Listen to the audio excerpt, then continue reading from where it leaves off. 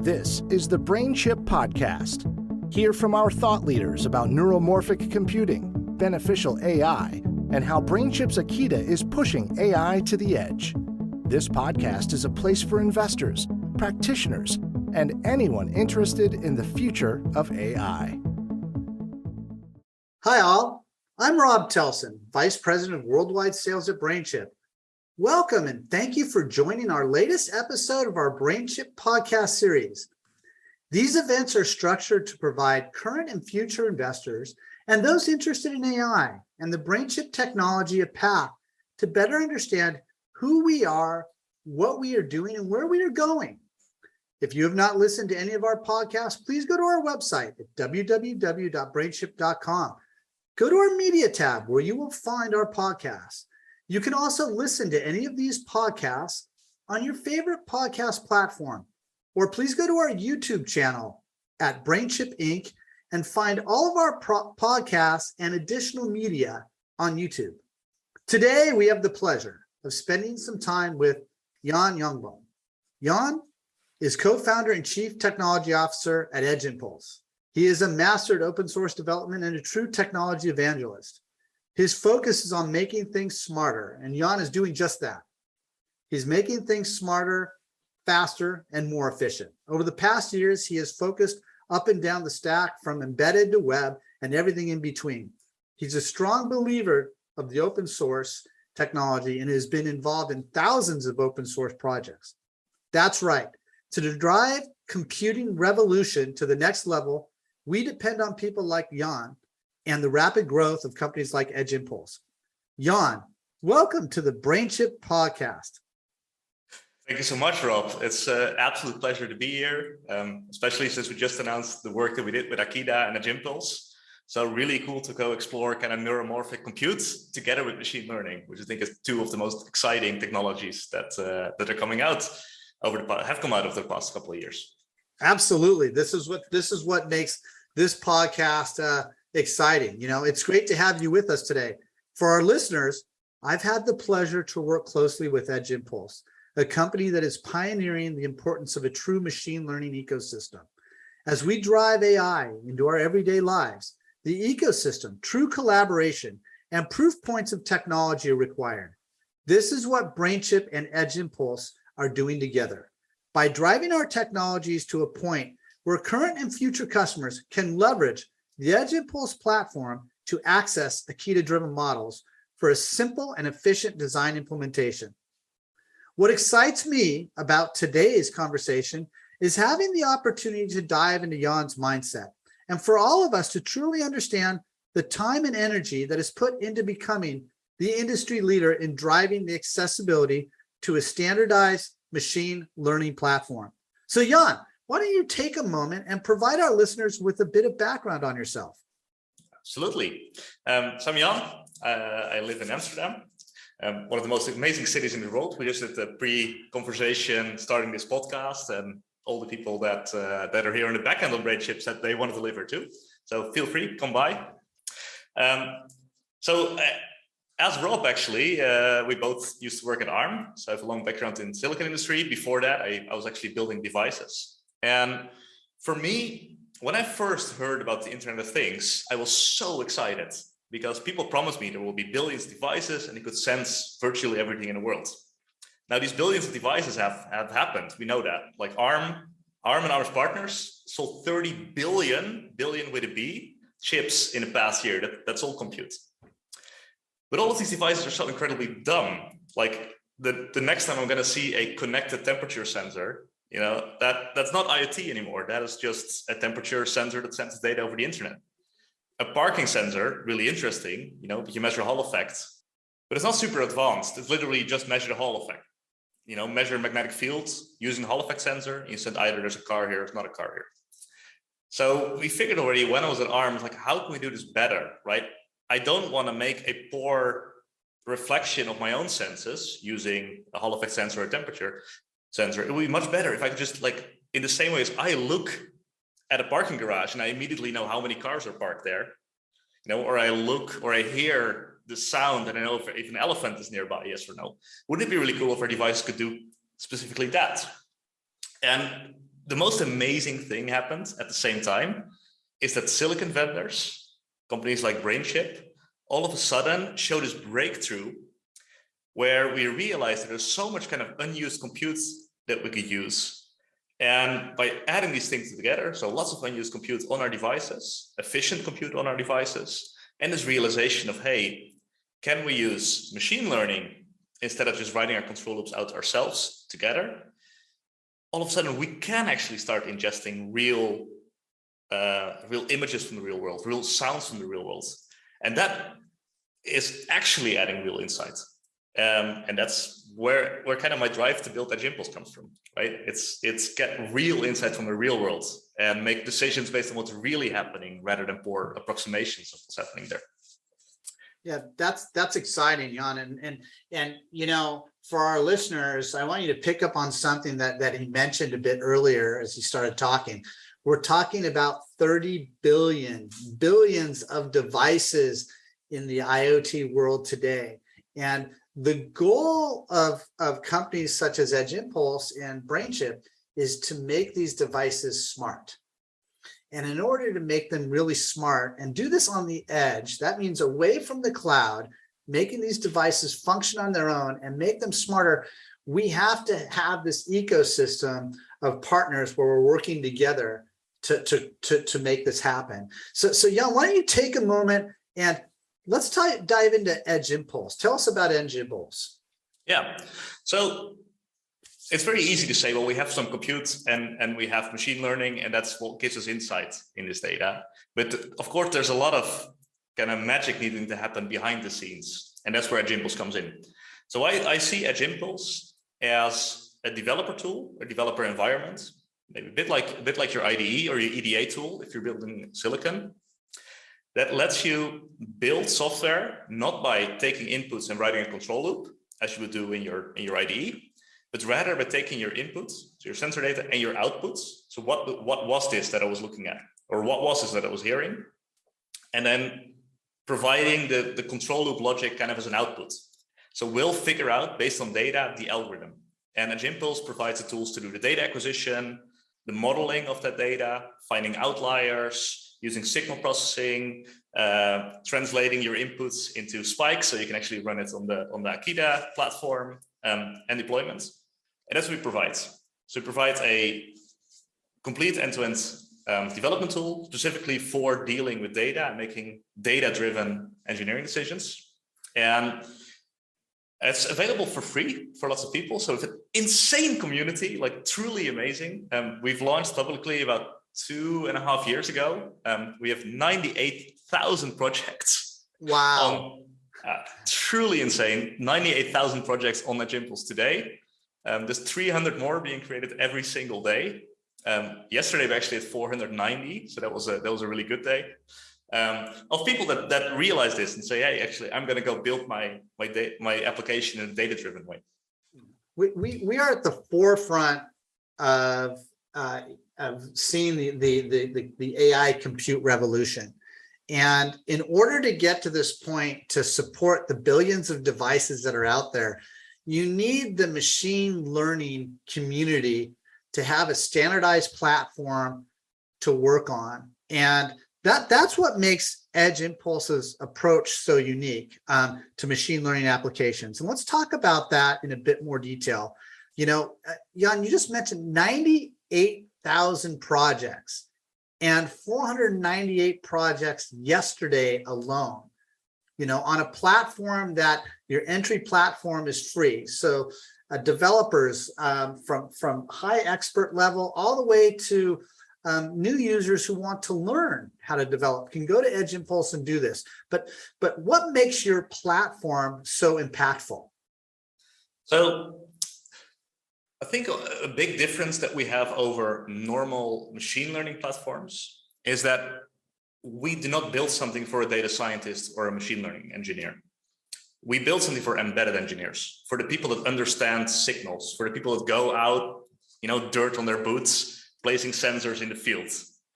And I think that is a really interesting way of actually going after a problem, because we don't care about notebooks, like IPython notebooks, what everyone uses. We don't care about these typical data engineering tools that people use, but rather we say we have a workflow that we know works for embedded engineers. It's really tight integration with your dev boards, right? Really tight. If you want to get data of a device in the field, awesome. Here's basically, I need 2 UART pins, and we'll figure out a way to get the data into the impulse. Really strong focus on stuff that we can explain. So for example, we're very big on signal processing. I'm an embedded engineer. If I can get 98% the way by just doing signal processing and a very small neural network or classic ML algorithm at the end, awesome, we'll do it that way. And then we pair that with a whole bunch of really awesome recipes built by our ML team. So if you want to do keyword spotting, okay, awesome. Just provide us with with some data. We'll give you some guidance on how much that needs to be. We'll have a recipe that we know is going to work reasonably well for your use case. So you can get started and build something in an hour and actually prove that out. The same with computer vision. You wanna build a computer vision application.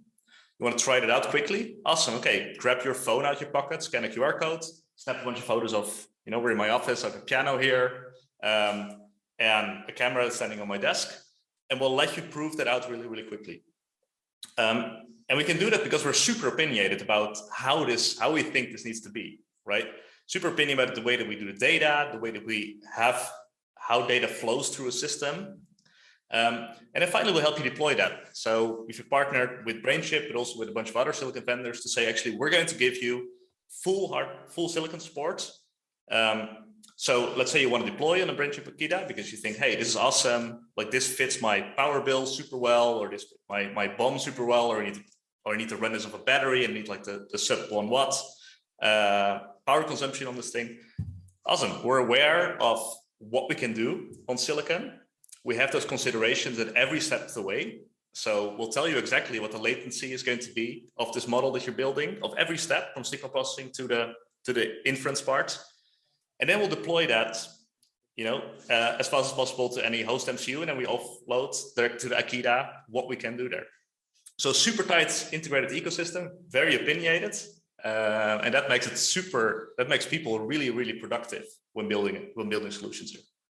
Yeah, the point here is that machine learning, artificial intelligence can be really complex, and it doesn't have to be.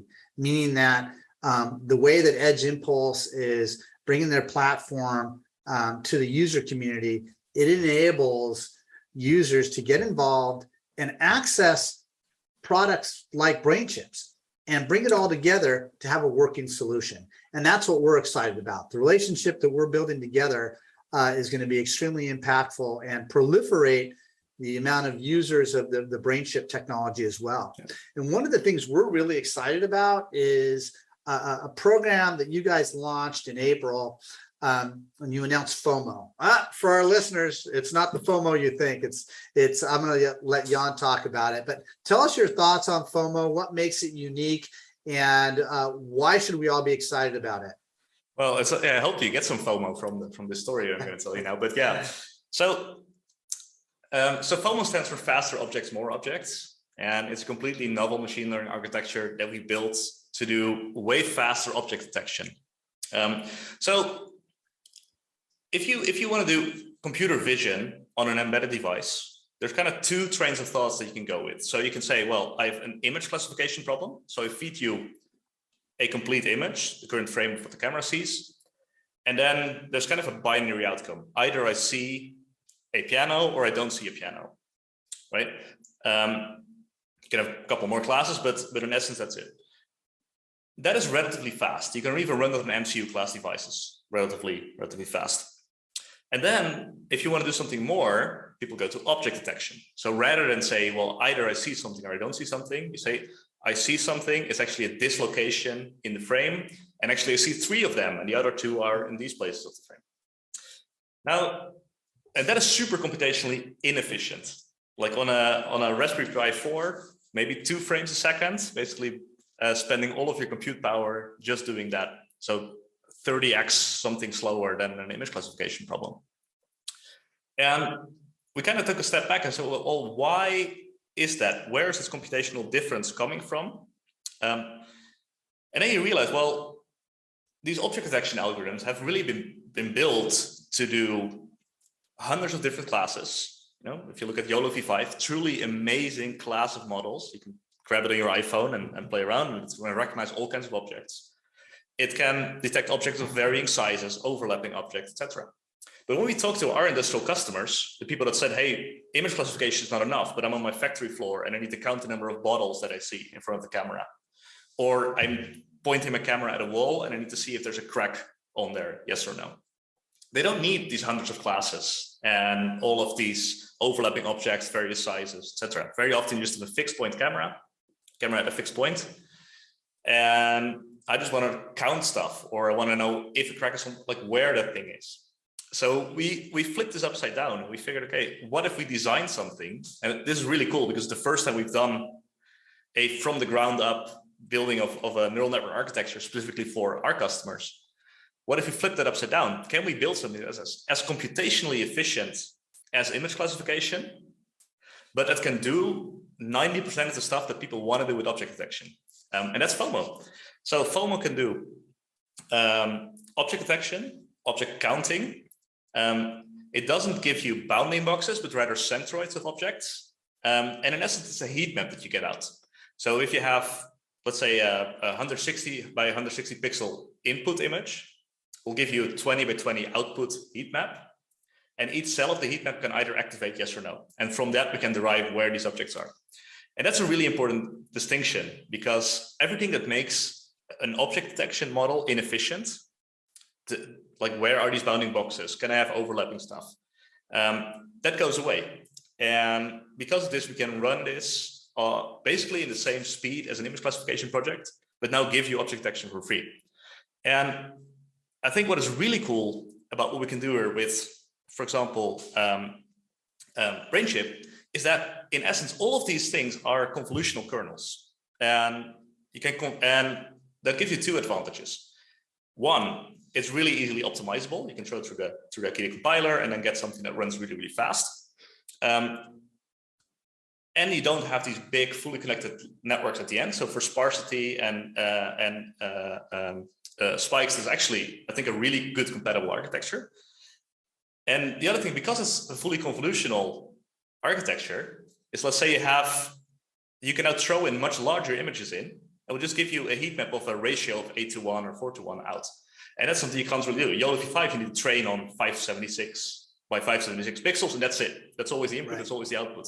Here we can train something and scale it dynamically. So for example, stuff, we do multiple passes over it. One pass, like, do I see problems? If so, okay, make a larger image and then throw that through it again. So super great for power efficiency. That's great. Thank you. For our listeners, it just kind of highlights the dynamics of the whole machine learning integration with the engines like Akida that have to integrate together to do what we want from a compute standpoint. So what are some of the most exciting machine learning applications which have been developed on the Edge Impulse platform? Now this is going to be fun. So I made some notes. I made some notes beforehand because, out of 98,000, pick a few. For me, the pivotal moment, and it was so cool. So back in 2017, I did my first embedded machine learning project. I flew to East Africa to help teach at Data Science Africa. It's a summer school for math and computer science, master's and PhD students. That year in Tanzania. And we figured, okay, let's go teach these students not just how you do the machine learning part, but actually how do you get a data set for machine learning? So we actually went to a dairy farm, put sensors around cows, and then basically made it's pretty big, but like basically a Fitbit of cows trying to stream data from that cow and then writing down what the cow was doing at that point. So why are we trying to do that? Well, the premise of the university was that cows change their activity pattern if they get sick or if they're in heat. And those are two really important things for a dairy farmer in Tanzania. So, and we also realized how incredibly hard it is to go build that from scratch with none of the tools that we've built now. And so how amazing was this that all of a sudden I saw that a customer was deploying this exact use case, not for cows, but for sheep. And I thought, holy shit. And then I saw that all this modeling, everything that we did by hand back in 2017, that they modeled it all in Jongboom. That made me so proud. So that was super, super cool. A second one that I have is Slate Safety. So they make a device, sort of a wearable device, but for first responders. And so they deploy it to firemen, for example, when they go into house. And instead of telling you what your physiology right now is, your indicators, your heart rate now, they give you a prediction. So they try to predict what it's going to be 3 minutes from now, because then they can actually warn you in advance to say, actually, this is the right moment to take a break or get out of the building, or etc. So there's real safety benefits. I think that's so cool because you start thinking super specific, right? It's stuff that, like, if you 10 years ago, you would propose this, like, it would be absolutely impossible. None of this tooling would exist. And now we have commercial customers just like building stuff on top of a Jongboom. That stuff is just, mind-blowing. Really, really cool. Yeah, I might need that heart rate monitor application when I'm in the midst of all the commercial negotiations we have going on, and all of a sudden things aren't going my way. I notice predictive heart rate might be a good thing for me personally, but that's fantastic. And on the agricultural side, yeah, we've seen a lot of interest in those areas where companies are trying to do really impressive things, and guys are trying to come up with these really creative applications that will be so beneficial from an AI standpoint in our world in the future. So we're excited to see all this play out over time. So let's talk about BrainChip a little bit. You know, we are neuromorphic, and BrainChip's Akita is driving ML, machine learning advancement beyond where we are focused today because of what we can do with our technology and others aren't able to do. What applications do you see thriving with BrainChip's technology in the future? Oh, man. Okay, so the first thing that I need to say, like, compliments to you guys.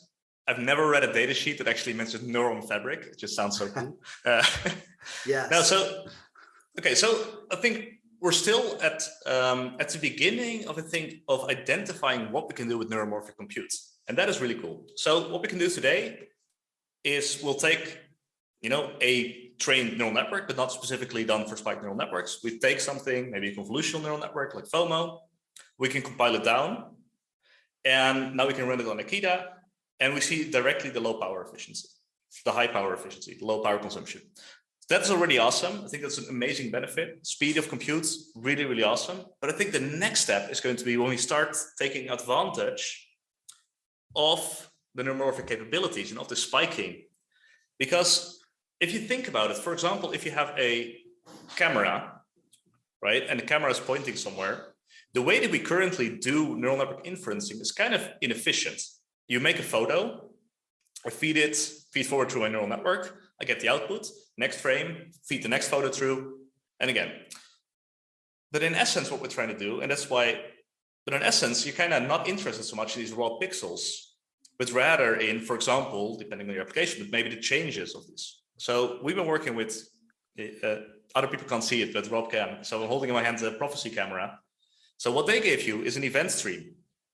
And I think, and that, in my feeling, is super compatible with what we can do with, for example, Akita, because it's already in a format that's super suitable for spikes. So rather than having to, turn my pixels into spikes, we can take these events and feed them through straight away.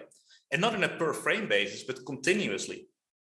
And that becomes so cool because now you can do stuff where, there's very little movement. Okay, there's very little activations from the camera. That means there's very little activations in the network. And thus we can be even more power efficient. That is awesome. Another thing, like non-vision related, is that this idea of having a time component in hardware is super powerful, right? It's something that we try. Let's say that you're doing audible event detection, right? I have on my window, I have a sensor, and then the glass breaks, and I need to hear that. So we typically don't have a time component in networks. So we try to mimic that. So one way could be a recurrent neural net, but it's super inefficient because now you need to add memory in there. So another way that we say, well, we window this up. So we look at we 1 second windows, but 250 milliseconds at a time, and then we stitch it together. So we basically have overlapping window over that, and then we do that with CNNs. But it's kind of a hack. But if we have the time component and we can just like feed data from a microphone straight into the network, and then let the chip figure it out, like that becomes so much more powerful. And the really cool part is because we control the whole training pipeline and we're so deeply integrated with the silicon and we know exactly what is possible there. This is now where we can go iterate over. So I think that what we've done so far of just, we take models that we train, convert it into spike neural networks. And that's what we run on Akida. Awesome. But if this becomes commonplace and we can start iterating over types of architectures that are specifically compatible with this architecture, man, then this is going to be 10x, 100x more efficient. So that's super exciting to be working on. Yeah, this is what's going to make it really cool. And I'm glad to hear that you brought up companies such as Prophecy as well. We just announced a partnership with them, and what we're doing in our labs and what we'll be doing in the near future is pretty spectacular. But there are a lot of different exciting aspects of where we're going to be taking Akida, and it was great to hear your input on that, Jan. So always end with the last question here on the podcast, and it's one of my favorite, and it gives our listeners a little bit better understanding of the who we're talking to from a different perspective. But let's talk superheroes. So if you could be one superhero, who would it be? And if you had one AI superpower, what would it be? And every single question that you asked me so far was easier than this one. So I think Deadpool. Yeah. So I've been waiting for someone to say Deadpool. This is awesome. Please go ahead. So, I'm not a big superhero, like definitely not a fan of the genre, of the movie genre. But my feeling, like if you really have superpowers on this planet, you're not going to be the nice guy, right? Like it's just going to be so incredibly boring. It's basically the same life. At least he brings like a little bit of like feariness and adventure into this, very self-destructing. But I think that is kind of the direction that I would probably go at. Perfect. Absolutely perfect. And so, like I said, I was waiting for the Deadpool reference. So, and you know what? I'm glad you brought it up. So, thank you. Thank you, Jan, for all your insight and feedback today. It's truly appreciated. On behalf of the BrainChip team, we want to thank all of our listeners, all of our investors, our analysts and employees, and everyone interested in learning more about AI and learning more about BrainChip, and today learning more about Edge Impulse. We truly appreciate all of your passion and support. Our podcast series will continue. So until our next podcast, we wish everyone to stay healthy, stay happy, and most importantly, stay out of trouble. Thanks for listening to the BrainChip Podcast. Please remember to rate and review on your favorite podcast platform.